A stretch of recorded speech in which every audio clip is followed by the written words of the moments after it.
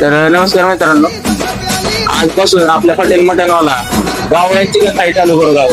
ती थाळी कशी काय तुम्हाला आज मी दाखवतो. या मित्रांनो, आपल्या गावरान चिकन थाळीला गावरान चिकन, राईस, अंडा बॉल, सूप, तसेच आपला रस्सा व यासोबत बाजरीची भाकर, ज्वारीची भाकर व तंदूर हे सर्व तुम्हाला थाळीसोबत असतात. तसेच आपले ऑफर म्हणून आपले पाणी बॉटल तुम्हाला ह्या थाळीसोबत फ्री असणार आहे. तर या ऑफर आपल्या लवकरात लवकर आपल्या हॉटेल मटनवाला भेटतो.